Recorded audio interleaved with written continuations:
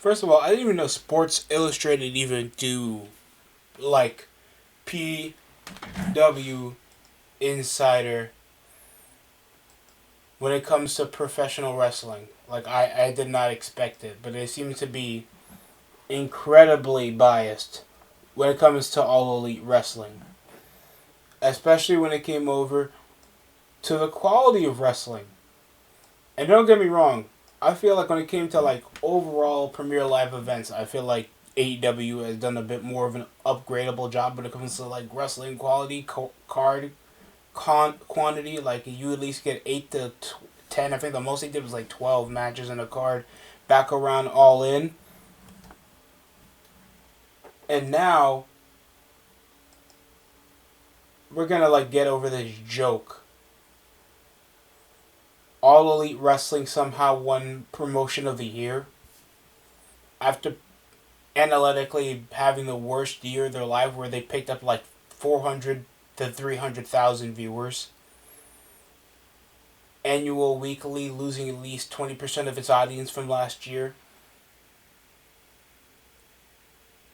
Female Wrestler of the Year should have went to Io Sky. Sorry, still used her NXT name. Male Wrestler of the Year was somehow Hangman Adam Page, even though he was like world champion. Most of him was playing catch up. Yeah, he won the world title after beating Jon Moxley over the Death Rider storyline. He was borderline a substitute babyface over Darby Allin, going all the way to Mount Everest for some reason. Chose in the middle of a push for Hangman to now be part of the headline storyline as soon as MJF comes over on Collision in the Holiday Dash. FTR's Tag Team of the Year, apparently. Hell, I'll give it... Guys, out of all the things I'm going to do the thing I do not like doing. Shouting out Impact. The Hardy Boys deserve this.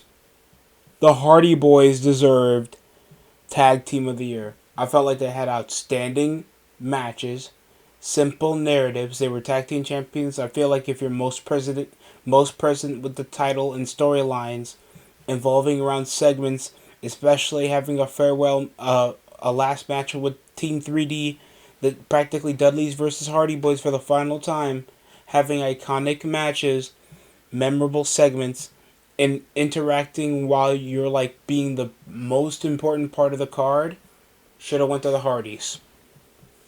In my opinion, hell, the FTR weren't even the most relevant tag team on AEW. Wasn't it Brodito for like several months before they beat him?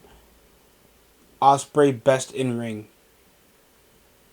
This nigga hasn't wrestled since August. What are we talking about? What are we talking about? Will Ospreay?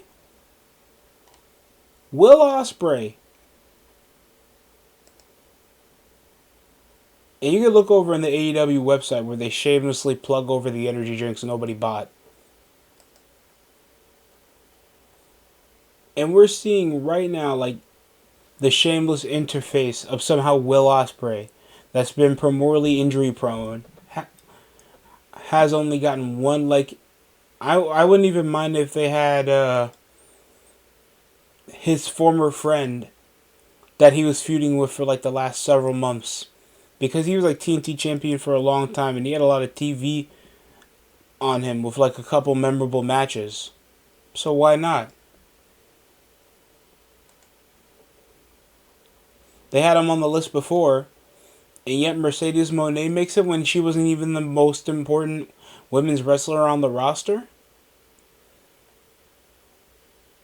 Bro, I don't even know how they even do biggest heel turn with Naomi. Don't get me wrong, Naomi, I felt like she had a better run. She was more significant. I feel like she had more important segments and she had more payoff because Cena had a more stricter schedule, working least dates. So it was more janky of his booking, while Naomi, I would say, had a more superior heel run. Heel turn of the year goes to John Cena automatically. You don't break the internet and then it's like, yeah, but I just like Naomi's in-ring work rate a bit more than John Cena. Like, who asked you, bro? I gotta hear from What Culture Wrestling. Those niggas couldn't draw a dime with the backwater British indie talent they couldn't even keep under contract. Timeless Tony Storm won Best Mic Skills instead of John Cena, MJF. And don't get me wrong, Tony Storm is an entertaining character. I actually don't mind this. Breakout wrestler Kyle Fletcher is fine. To be fair, he could have been in ring. In my opinion, the person that I feel like should have gotten in ring is Javon Evans from NXT. But that's just my personal opinion. I felt he's been fun as hell to watch. Most people watch highlights over his matches. Most of compilations I see over people even watching his matches involve him. I'm shocked. Probably the more entertaining match of the year, in my opinion, was Bound for Glory 2025, involving Javon Evans versus Leon Slater. That was he was the X Division champion, and I think he still is. Outstanding, fast paced, drama inducing.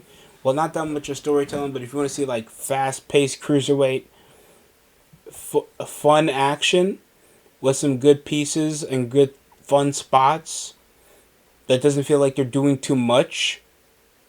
Shout out to Javon Evans. I feel like he would be a great fun mid carder. Storyline of the year somehow goes to Hangman Adam Page. His redemption arc. What was he even doing after like his feud with Swerve over in the upper mid card, and then he just got himself in the middle still feuding with the Death Riders to be world champion. And the Death Riders, and then it just went back over with the Death Riders feuding with Darby. Just to see Hangman win the world title all because they were over in Texas. Rivalry of the year. Adam Page and Hangman. Adam Page versus Moxley? Yeah, I know where this is going. Show of the year, Double or Nothing. That ain't even the best AEW show of the year, dog.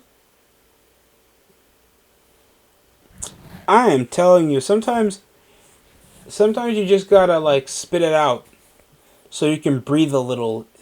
Sports Illustrated, because we know that nobody gets physical copies anymore. And don't get me wrong, there's some positives to the plenty of negatives, because what WWE has done this year, I can understand a bit more praise to more alternative federations. I felt like TNA has done an outstanding job.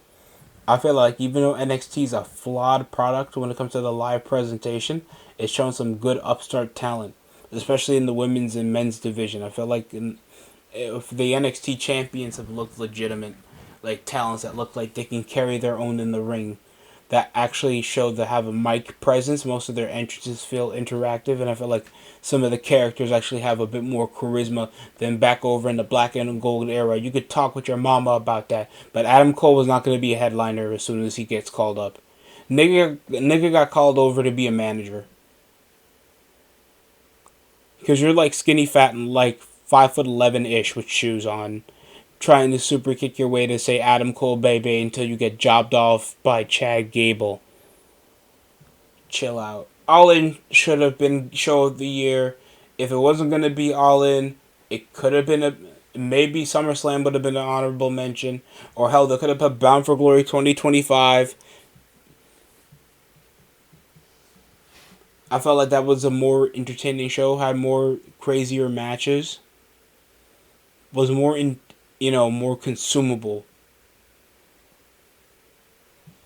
Wrestler of the year, I don't mind if it's Io Sky or Kyle Fletcher. If you want to put Joe Hendry because of popularity alone, Gunter would have been a decent shout out because of what he's done this year. He beat John Cena in his last match at least. won the World Heavyweight Championship twice, matched up with CM Punk, did a lot of headlining segments, and has been like, he's probably going to be a top heel, hopefully. There's at least some optimism to that, to a guy that barely wrestled a quarter of the year through. And Will Ospreay still thinks he's going to be a main event headliner. I know he'll be world champion next year. Here's the sad thing. AEW knows they can make a guy that you know will be world champion next year, and he still won't draw. That's the sad part about all this. And AEW fans, you can argue with your mom. They won't listen. They'll accept the fact that he won't draw, and then you'll complain about the veteran talent taking over, and then the veteran talent does a better job than the guy that you were pushing for the next 2 years. I'd rather have Samoa Joe hold it for like a Ring of Honor World title reign for the AEW title, because there's some legitimacy over to Samoa Joe, than Darby Allin. Even the whole thing with Austin Theory was a bit more uncovering, and the vision, that'll get a video amongst itself, because Austin Theory looking like Daniel Garcia, or looking like Malcolm in the Middle's older brother when he was heading over to military school and got clean shaven.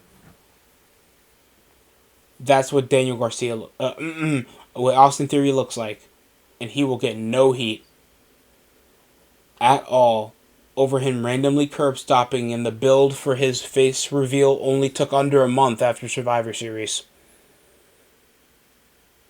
I'm telling you, Triple H sucks dick. You'll get more of my wrath. All I know, Sports Illustrated is getting paid over to push media, when like you guys had like CM Punk, Bryan Danielson, like you guys had the star power to ignore criticism when it comes to like talent relations and media buzz, when you guys are pulling off like analytically and financially your worst year when it comes to drawing over the outside audience, outside of the wrestling audience, because we know AEW fans will still continue to watch over your product week by week, whether they think the quality of the product has gone down or not, because they can't really tell. They only watch professional wrestling. They don't watch any other sorts of medium. And they're musty. While we got certain fans that want better. Hell, I even felt like best promotion of the year has been TNA. Out of transcending themselves out of irrelevancy, actually getting a TV deal that didn't sneak around for like over a quarter of the decade. Half the decade, if they even pushed over for renewal. Knowing the Turner broadcast is even trying to transition out of wrestling still. With the talent relations, Joe Hendry evolving into probably a headlining face kind of beyond TNA. The Hardys still breaking out and looking great while wrestling regularly. You still got a lot of talents like Leon Slater, Moose, Eddie Edwards. The Rascals are like fully back, all four of them. The Knockouts division always feels like it does better than the male's main event division, that I feel like is the biggest flaw with TNA. I feel like they have no real like main eventers on the roster. Like you had Mike Santana that you only guys had like taped like a short amount of time before you gave it to 50-year-old Frankie Kazarian to be your world's heavyweight champion. Why? I don't know. I don't want to know. Will there be a bigger storyline? No, but they'll probably have some banger matches, because they like always using banger matches to justify, a disinteresting storyline. But you get to see a guy get work punched for 25 minutes in a match opener, and you know why they don't draw. Yeah. Ash by Elegance is main eventing over you, Frankie. How do you feel? What the fuck? I'm a TNA original. That's what I thought. But that's just me.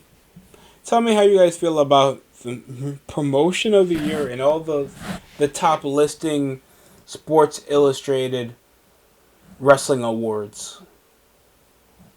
Do you think they got paid off by Tony Khan to mask that they had such a subpar year, even though WWE as well fumbled on all the opportunities they could have to make this probably the most intriguing year in WWE history.